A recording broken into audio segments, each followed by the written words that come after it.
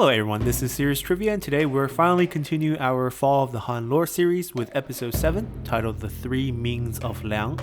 So this will be our last episode covering the background information, as we'll finally wrap up with everything that happens prior to the Liang and Yellow Turban rebellions that is featured in the Mandated Heaven DLC. Starting in our next episode, we'll properly introduce the Zhang brothers and move into the start of the Yellow Turban uprising. But for now, let's stay in the Liang province and introduce the three Mings, who are Huangfu Gui, Zhang Huan, and Duan Jiong. Now, all three of these generals served as the Qiang lieutenant at one time or another, and the Qiang lieutenant, as we mentioned before, is the highest military officer responsible dealing with the Qiang tribes, which was the major nomadic threat in the later periods of the Han dynasty, as the Xiongnus have largely retreated back to the plains. And all three of these generals had great success in dealing with the nomadic tribes that border the north and western frontiers of the Eastern Han dynasty. And due to their success, they were collectively referred to as the Three Mings of Liang, because they all had the character Ming, which means wise and bright, in their styled name, as Huangfu Gui was styled Wei Ming, Zhang Huan was styled Ran Ming, and Duan Jiong was styled Ji Ming. Now, these style names were given by themselves once they become adulthood, and it just happens that all three of these generals had this same character in this name. It's not planned, and people kind of just collectively referred them together since they were in the same time period and active on the Western Front. However, their similarities ends here, as they had very different styles in the way they dealt with the nomadic tribes and how they handled the corruption that was spreading in the imperial court. So to start our story, let's first take a look at the one we're most familiar with in Zhang Huan, who has already appeared in an earlier episode of our lore series. Zhang Huan was born in the year 104. His father was the administrator of Hanyang Commandery. This was the capital commandery of the entire Liang province, and through this position, it afforded Zhang Huan the opportunity to study classical literature and become a scholar from a young age. And ironically, it was through his scholarly achievement of writing a new commentary for a classical piece that shortened the original work by over 80% that actually earned him his first government post in the year 155 at the age of 51 as the captain of the guards in Anding Commandery, where he was put in charge of just 200 men. And soon after he took this post, the southern Xiongnu tribes staged a 7,000-man raid into the Liang province, which emboldened many of the local Eastern Qiang population to rally behind the raiders and rebel as well. And in response to all these local Qiang uprisings, Zhang Huan commanded his men for a counter-offensive maneuver, even though they were heavily outnumbered, as he only had the 200 guards. Yet he correctly analyzed that the Qiang response at the time was not a true rebellion, as they mostly wanted to loot and steal, while the larger Xiongnu tribes were doing their assault. So when Zhang Huan's men showed up to restore order, the Qiang tribes quickly surrendered after a few skirmishes, and Zhang Huan then conscripted large amount of Eastern Qiang tribes under the Han banner to help repel the invading Xiongnu tribes. And within weeks, Zhang Huan, bolstered by his newly gained Qiang allies, defeated most of the Xiongnu forces, while the rest also surrendered to him. And because of this early resounding success against the Xiongnu raiders, the imperial court decided to promote Zhang Huan in the year 158 as the new ambassador general to be stationed within the South Xiongnu vassal state to help monitor all Xiongnu activities in the north. Later that year, another Xiongnu incursion would occur in the northeast this time, with Xiongnu's allying with the Wuheng and Xianbei tribes to raid the You province. Zhang Huan once again tried to divide the enemy first, as he first used gold and gifts to convince the Wuheng tribes to switch sides, before successfully launching assaults targeting key southern Xiongnu leadership, which made it easy to convince the rest of the leaderless Xiongnu forces to also surrender to him. And then with the combined forces of the Han army, the surrendered Xiongnu tribes, and Wuheng tribes, he was able to launch an all-out attack against the more stubborn Xianbei tribes, which helped bring a temporary peace to the entire northern frontier of the empire. But in 159, when the Grand Commandant and the regent Liang Ji, who we mentioned in episode 1, was finally killed by Emperor Liu Zhi with the help of his 5 eunuchs, Zhang Huan actually lost his post, as he was classified as one of these generals that were promoted by Liang Ji, and he would spend the next 4 years back at home as only Huangfu Gui tried to ask the emperor for leniency on Zhang Huan's behalf, 7 times before the court finally reconsidered Zhang Huan for the post of the administrator of Wu Wei. Now, we mentioned earlier for our patch rundown that Huangfu Gui's nephew in the future, Huangfu Song, would do similar things when Lu Zhi gets called back for a made-up crime. So it seems like it runs in the family for them to ask for pardons. But back to Zhang Huan. Zhang Huan, as the administrator of Wu Wei, in this post, he would ease taxes on the whole population, redistribute unused land, and reduce forced labor requirements on the minority population in the area. Additionally, he would contribute largely to the civil life here, as in his short stint, he would introduce Han customs and traditions to local tribal members who are still very primitive and superstitious, as they would kill all the babies who were born in the month of February and May, or kill all babies who had the same birth month as either one of their parents. And through his humane policies and education, he was able to ease a lot of the tensions between the minority population and the Han population on this frontier commandery. But his success here also earned him a promotion, as he was quickly recalled back to take care of the northern post because of his familiarity and past experiences with the South Xiongnu, Wuheng, and Xianbei tribes. So he took a new general post responsible for Xianbei and Wuheng affairs throughout the Yu, Bin, and Liang provinces. And for the next 3 years under Zhang Huan's management, these tribes would remain good vassal states without any signs of rebellion. But in the spring of 166, the court finally decided to reward Zhang Huan for his years of excellent service on the frontier by promoting him to become the new Minister of Finance, one of the 9 minister positions in the imperial court. But as soon as the news of his promotion and imminent departure got out, the Xiongnu tribes quickly banded together with the Wuheng and Xianbei tribes to form a 5,000-man raiding party to pillage the Han territories throughout the Bin, You, and Liang provinces. So hearing this news, Zhang Huan immediately gave up his promotion and handed it to Huangfu Gui, actually, and decided to lead troops once again north of the border, where Xiongnu tribes quickly surrendered after seeing Zhang Huan had not actually left. And throughout the following year, the unrest in the north was put down, with only the Liang province being the remaining issue, as there were 5,000 local Qiang raiders that were pillaging the land. So Zhang Huan sends Dong Zhuo, who was also working for him at this time as one of his lieutenants, to help put down this rebellion in the Liang province, because Dong Zhuo is most familiar with this area, as Dong Zhuo grew up along the western Qiang tribes. And after a year, peace once again returned throughout the northern frontier. And that's where our past story with Zhang Huan picks up, as he finally was able to make his triumphant return to the capital, only to run into Regent Dou's coup against the eunuchs. And as we covered already in episode 4, Zhang Huan ends up helping the eunuch simply because the eunuch had the emperor in their hand, so he thought he was helping the emperor, and because he was very unfamiliar with the situation back at court, and he regretted this decision to help the eunuch for the rest of his life, as he refused all rewards bestowed on him after this event.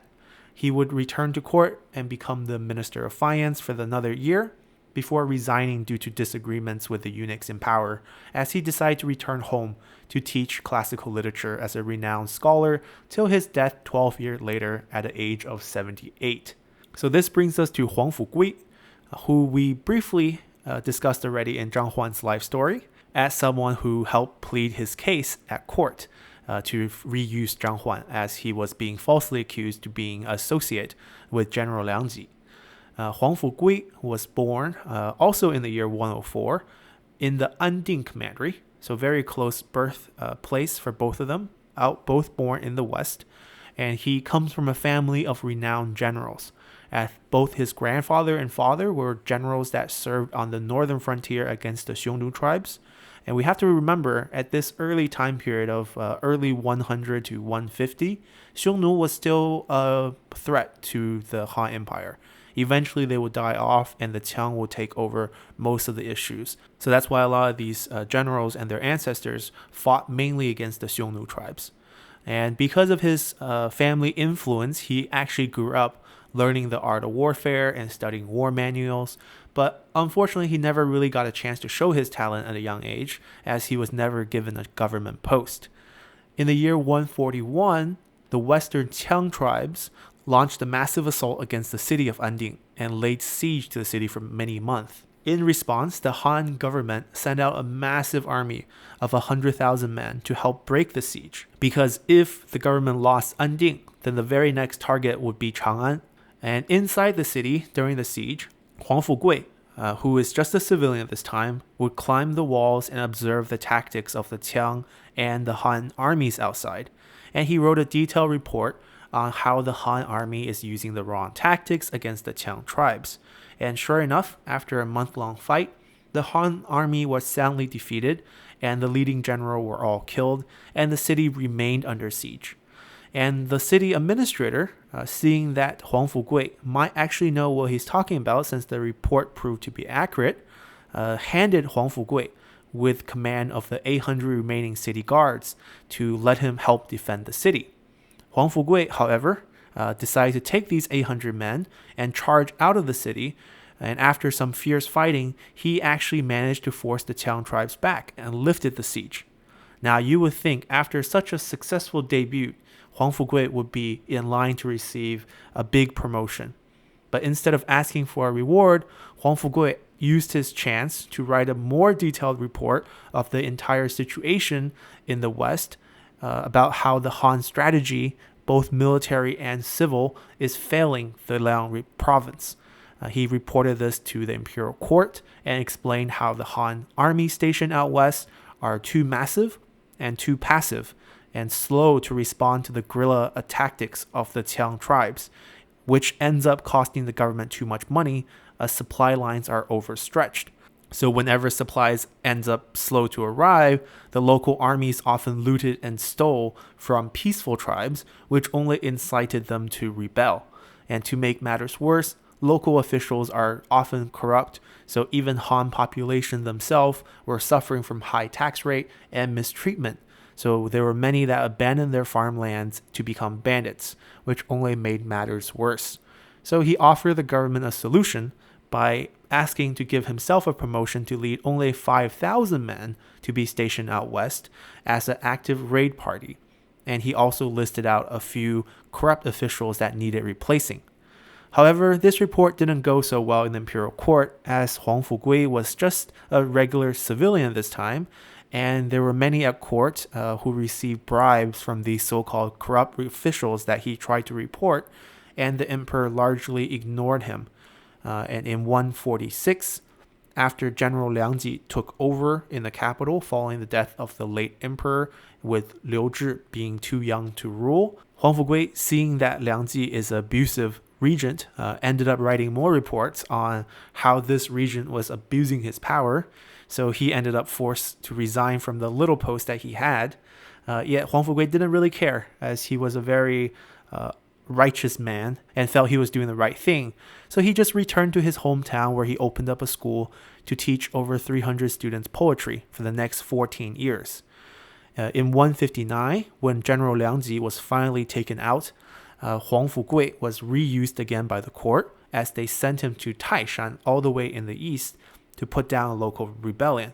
And after his success out east, there was an opportunity that opened up in the year 161, as the Qiang lieutenant at the time, Duan, lost out on his job temporarily because he was framed by the local governor. So Huangfu Gui finally got the chance to return out west, yet his time here was short, as he was quickly able to negotiate peace with many of the Qiang tribes in the area, as he tried to push more humane policies and end many of the corrupt practices at the area.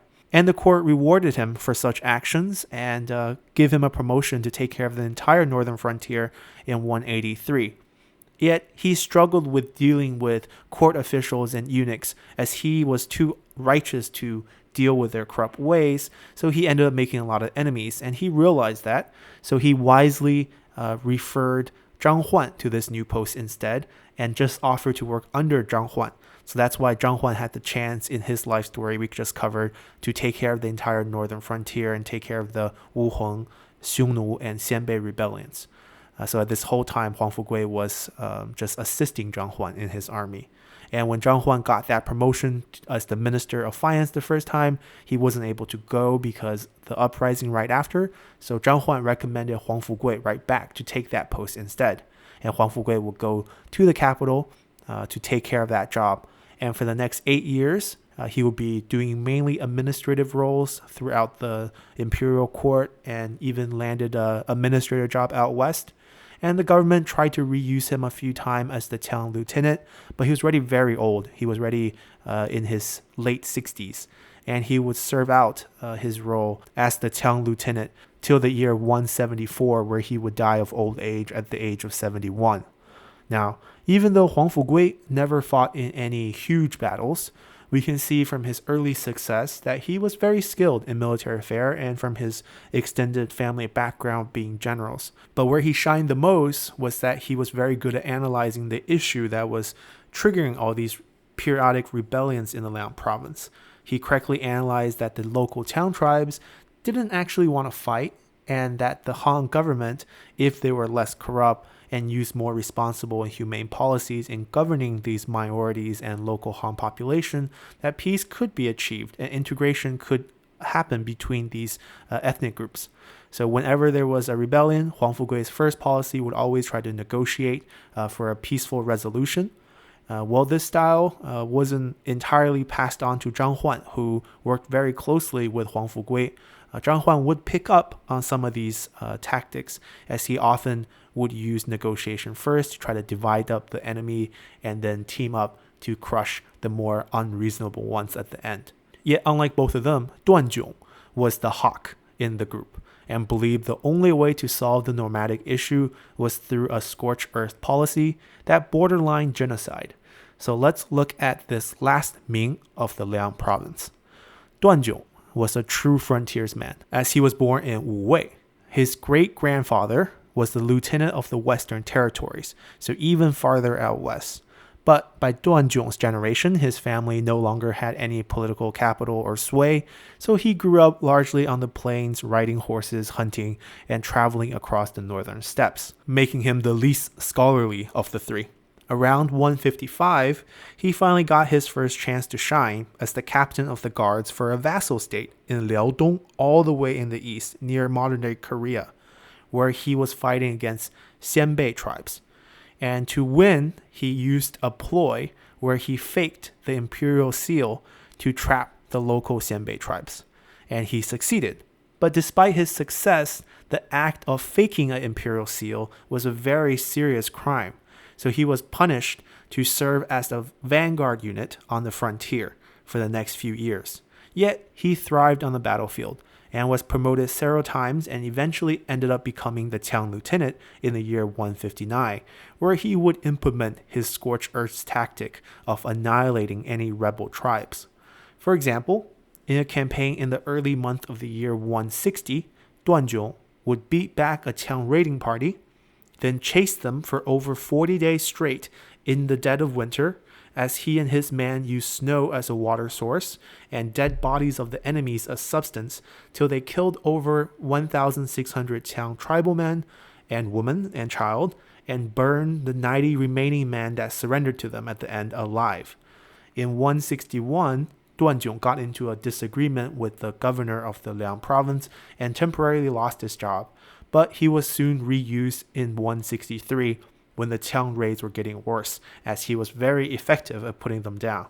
Once back on his post, Duan would plan out massive offensive campaigns that would make him famous. In the spring of 165, for example, Duan launched an all-out attack against the entire eastern town tribes, where for the next 6 months, he would kill over 23,000 town tribal men, enslave over another 10,000, and capture over 8 million livestock. He would repeat similar campaigns in the next few years until finally in 169 he launched his last campaign against the Eastern Qiang forces, where he would fight over 180 battles in the short span of a few months as he chased the Eastern Qiang tribes all throughout the Liang province, killing over 38,600 men, capturing over 427,500 livestock, and by the end of this last offense, only 4,000 Eastern Qiang tribal men were left alive throughout the Liang province, as Duan essentially wiped out the Eastern Qiang population. And even though his campaigns costed the Han government 4.4 billion wu zhu, Duan only ended up losing 400 men in total and was hailed as the most successful general on the western frontier. And he would return to the capital in the following year as a hero, where he cohorted with the eunuchs and lived in luxury until the year 179, when the eunuchs he was relying on finally fell out of favor. Then, without the support of this powerful eunuch, many at court reported his abuse of power and corrupt acts, which landed him in prison, where a cup of poisoned wine was waiting for him. So in summary here, we have three very different generals who were all active in the western Liang regions for the Han Empire at around the same time, as we have Huangfu Gui, who was more of the scholarly figure, who had a more long-term plan to achieve a more stable and peaceful Liang province, and a very skilled general in Zhang Huan, who used both military might and diplomatic means to secure easy victories throughout the northern frontier. And finally, we have Duan here, who used very strong scorched earth tactics that bought the empire temporary peace and a false sense of security, as after his final campaign against the Eastern Qiang tribes, they achieved peace in the Liang province over a period of 10 years until the very next big Liang rebellion would finally occur right following the start of the Yellow Turban Rebellion. And the years of pent-up anger and continued mismanagement of the West will finally explode into a larger rebellion that a weakened Han can no longer handle. So that ends our episode. And we'll come back in 2 days, I believe, to have the Zhang brothers episode. And we'll do a few more episodes in more chronological order, covering the Yellow Turban Rebellion, leading into the new and relevant Liang Rebellion that we ended up talking about here, and see how all these years of different policies would bring about the final rebellion that will see the rise of more famous characters that we're familiar with for the Three Kingdoms period, such as Dong Zhuo, Ma Teng, and Han Sui. So stay tuned for that, and see you all next time. Bye!